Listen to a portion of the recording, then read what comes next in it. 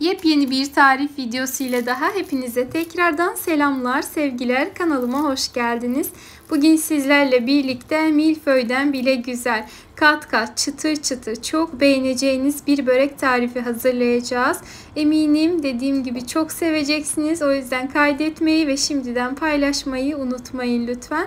Ben hemen işime başladım. Öncelikle hamuru hazırlıyorum. Bunun için 5 su bardağı kadar unu uygun bir yoğurma kasesine aldım. Üzerine bir silme yemek kaşığı tuz ekleyip karıştırdıktan sonra orta kısmına bir çukur açarak üzerine bir çay kaşığı kadar instant maya ve azar azar kontrollü bir şekilde oda ısısındaki suyu ekledim. Hamuru karıştırılmayacak kıvama gelinceye kadar karıştırdıktan sonra kaşığı çıkardım, elimle toparlayıp tezgahın üzerinde en az 6-7 dakika boyunca güzelce yoğuruyorum.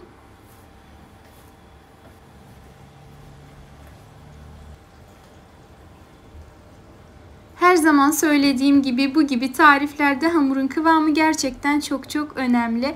O içerisindeki gluten ağını tamamen sağlayabilmek, elastikiyeti sağlayabilmek adına hamuru çok güzel bir şekilde yoğurmanız gerekli. Yeterli derecede yoğurduğunuzu düşündüğünüzde hamuru iki eşit parçaya bölerek beze haline getirebilirsiniz.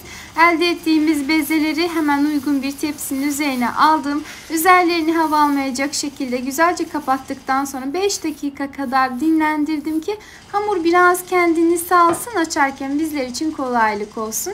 Hızlıca tezgahın üzerine alıyorum. Altını ve üzerini biraz unladıktan sonra oklava yardımıyla açıyorum. Oklava kullanamayanlar merdaneyle de açabilirler. Açabildikleri kadar açsalar yeterli olur. Gerçekten çok pratik bir tarif. Özel bir yetenek gerektirmiyor. Herkesin kolaylıkla hazırlayabileceği bir lezzet.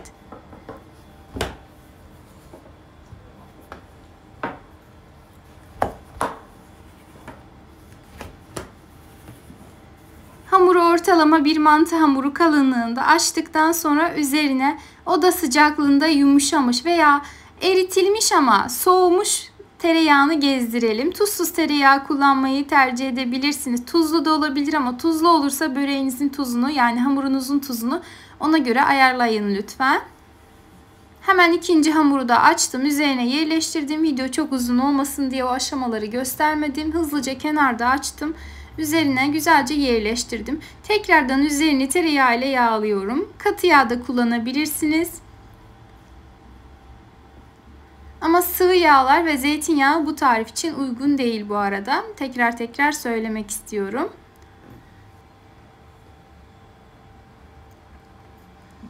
Hamurun kenarlarından biraz çektim. Bu şekilde dikdörtgen bir hamur elde ettim. Ardından bir pizza ruleti veya bıçak yardımıyla kenarlarından eşit ölçülerde kesikler atalım. İçe doğru bu şekilde aynı videodaki gibi yapabilirsiniz.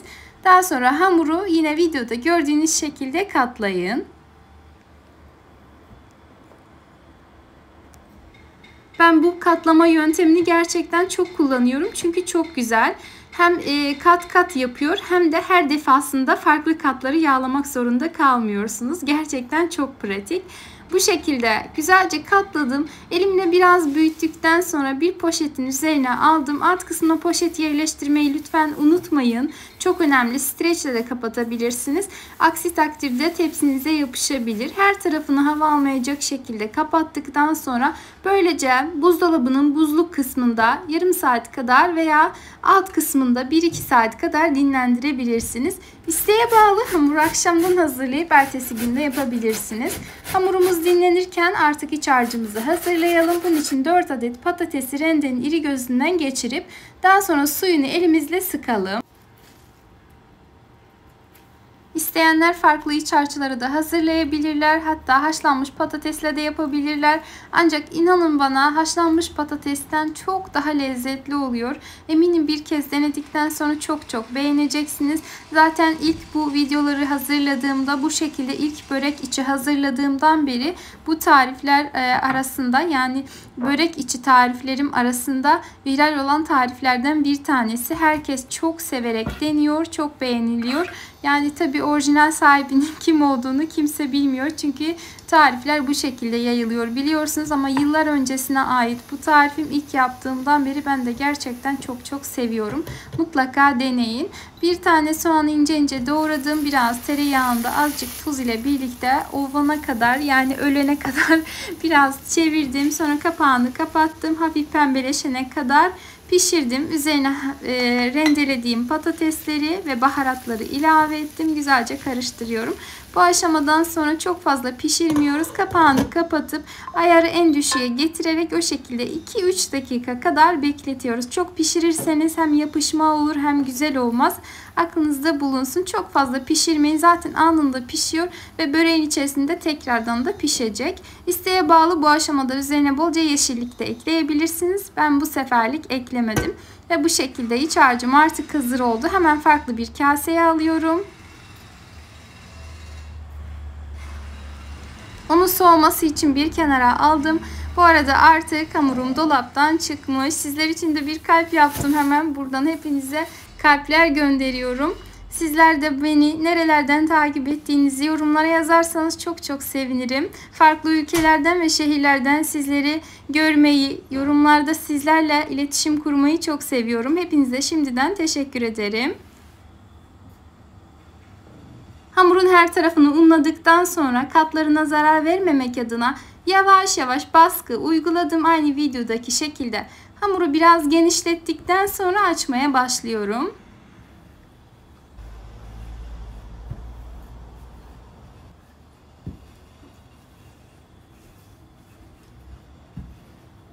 Bu aşamalarda çok fazla un kullanmayalım. Zaten hamur yapışmayacaktır, ancak yapışırsa kullanabilirsiniz. Olabildiğince incelttikten sonra şu kenar kısmındaki eğri yerleri kesip çıkartalım. Çıkartmaya da bilirsiniz, ancak çıkartırsanız daha düzgün ve güzel görüntü elde etmiş olursunuz. Hemen 4 parmak aralıklı olacak şekilde uzunla şeritler halinde keselim. Daha sonra ise tekrar yukarıdan aşağıya doğru kesip kareler elde edelim.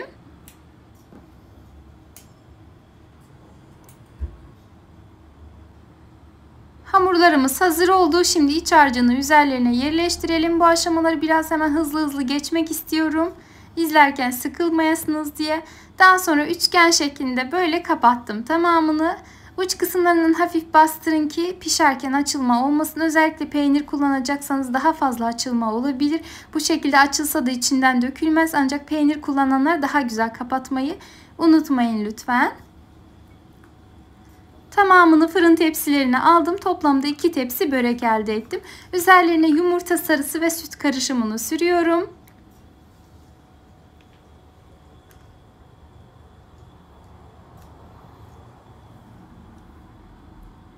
İsteğe bağlı üzerine susam, ben susam kullandım. Çörek otu, haşhaş vesaire kullanabilirsiniz. Tamamen size kalmış. Ben kavrulmuş susam ekledim birazcık. Hem görüntüsü güzel oldu hem de lezzetini bence güzel etkiliyor. Yine sizlere kalmış. 180 derece fırında üzeri ve altı nar gibi kızarıncaya kadar pişirdim. Hazır milföylerden çok daha güzel. Eminim sizler de çok beğeneceksiniz. Denedikten sonra yorum yazmayı unutmayın lütfen.